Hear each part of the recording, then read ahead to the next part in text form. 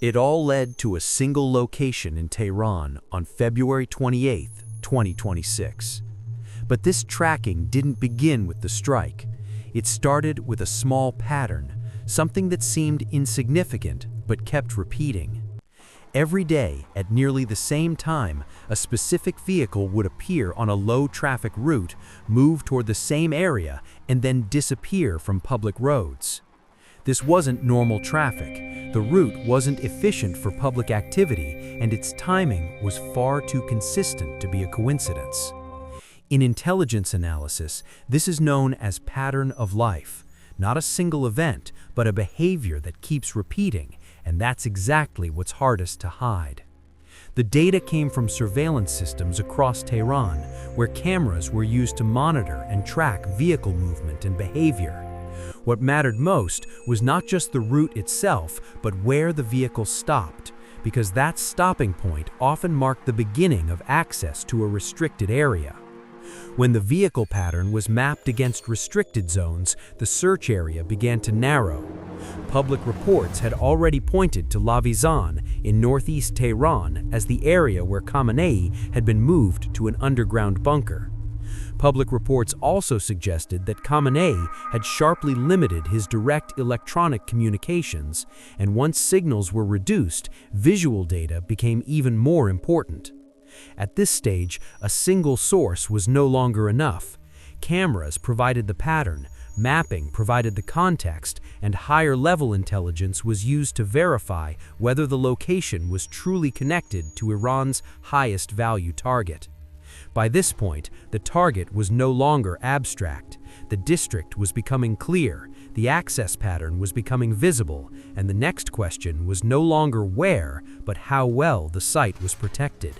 The location itself was only part of the equation. What mattered just as much was how the site was defended and how difficult it would be to penetrate. Tehran was not an easy environment to operate in. The city was protected by multiple layers of air defense systems designed to detect and respond to incoming threats. Radar systems continuously scanned the airspace, creating a detection network that made any large-scale movement difficult to hide. Beyond detection, there were also interception systems designed to engage incoming threats before they could reach critical targets. Taken together, these systems formed a layered defense network. Any operation targeting a location like this would have to account for detection, interception, and response at every level. Once the location and its defenses were understood, the focus shifted to planning. Any operation would need to navigate detection systems while maintaining precision. One possible method involved minimizing exposure to radar by using terrain and altitude to reduce visibility during approach. At the same time, accuracy was critical. The target was not a large structure, but a specific point beneath the surface. Timing would also play a critical role. Multiple elements would need to align within a narrow window to achieve the desired effect. By the final stage, everything depended on execution. The margin for error was extremely small, and the operation would unfold in a matter of moments. Once the strike window opened, the operation entered its most dangerous phase. From that point on, every second had to unfold exactly as planned. The strike path was built around precision. The goal was not to hit a wide area, but to reach a specific point beneath the surface. The first requirement was to hit the surface at exactly the right point.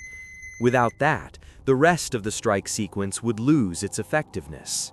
What followed was not just impact, but penetration. The strike had to push through the outer protection before it could affect the space below. Only after reaching the inner structure could the strike produce its full effect. That was the moment the operation was designed around. The first signs of impact were not immediately visible in detail. What appeared instead was a controlled disturbance, subtle but unmistakable. Most of the effect was contained below the surface. The strike was designed to focus its energy inward rather than outward. From the outside, the site appeared largely unchanged. The surface showed little indication of what had occurred beneath it. The confirmation did not come from visuals alone. It came from sudden changes in monitored activity, signals that something had disrupted the system. At this stage, confirmation was still developing, but the indicators were already pointing in one direction. The target had likely been reached. The immediate impact remained localized. There were no widespread disruptions across the city, and no visible signs of large-scale damage. However, subtle changes began to appear in communication patterns.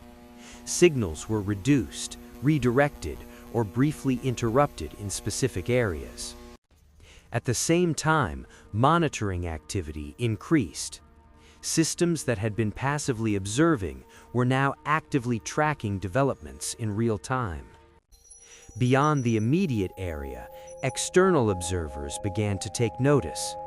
The pattern of activity suggested that something unusual had taken place. Within a short time, attention began to shift toward Tehran, not because of visible destruction, but because of the pattern the event had created. At the global level, the focus shifted quickly from observation to analysis. The question was no longer what happened, but what it meant. What analysts began to look for were changes, small shifts in patterns that could indicate a deeper impact beneath the surface. Beyond the immediate event, the implications were broader. Any confirmed disruption at this level could carry strategic consequences far beyond a single location. Events like this are rarely isolated. They create ripple effects, shifts that move through systems, relationships, and decision-making processes.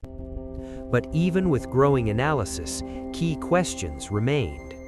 Not everything could be confirmed, and not everything was meant to be seen. At its core, this was not a large-scale event. It was precise, contained, and focused on a single objective. From the outside, very little seemed to change, but beneath the surface, the implications could be far more significant.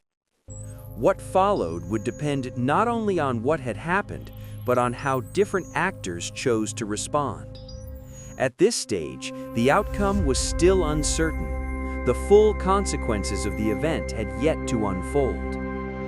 What began as a small, repeating pattern ended in one of the most consequential operations of the conflict, and its full impact may still be unfolding.